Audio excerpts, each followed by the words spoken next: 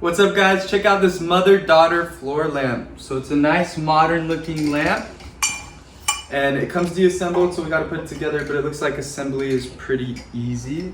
So we're just gonna go ahead and twist this on. Alright guys, so we got it assembled. It was really easy. So you can see we got our mother and our daughter lamp, and then we could plug it into the wall with this cord, or there's a wireless power mount. You just mount it to the wall, but you need the batteries and it should allow you to turn it on and off. What's really cool is there's actually a remote, so you can control the lighting from there. So we'll show you that right now. Alright guys, so we got it up and running, we got it plugged in. We have the remote working, so to turn on, just press the on button. You could change the type of lighting you want, as you can see. You could also change the brightness.